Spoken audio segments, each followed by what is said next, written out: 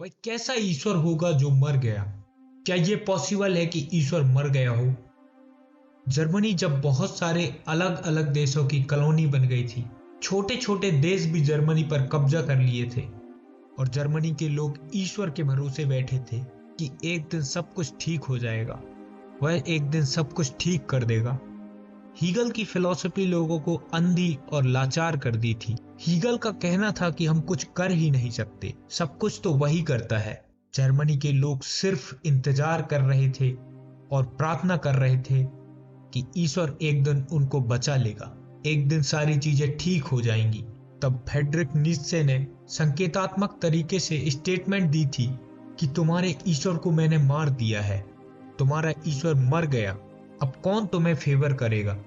अब तो तुम खुद ही हो जो कुछ कर सकते हो, कोई ईश्वर तुम्हें आकर बचाने नहीं वाला।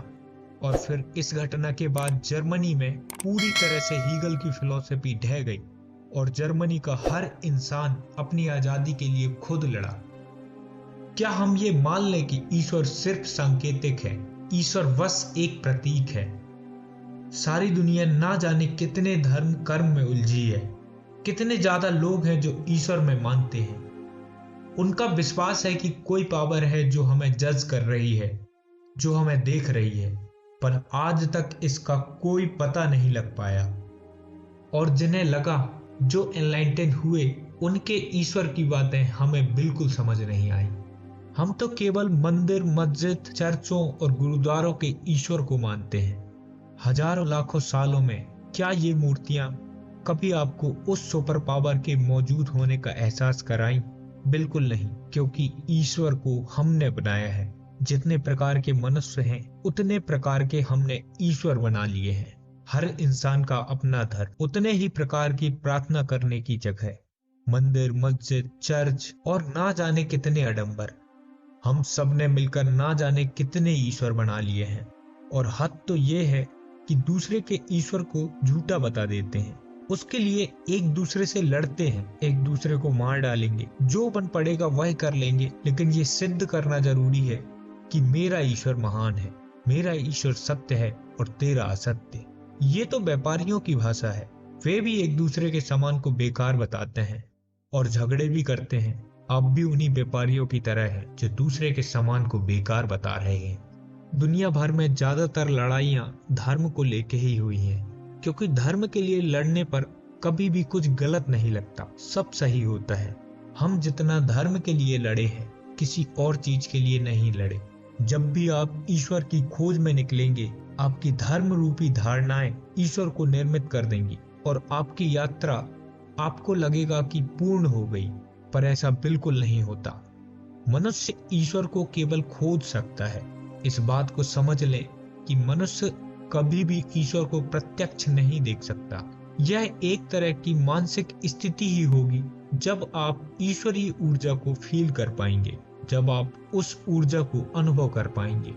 हर धर्म में उस ईश्वर के अंश को मनुष्य के भीतर ही माना गया है। फिर भी हम एक दूसरे को बहुत अलग समझते हैं।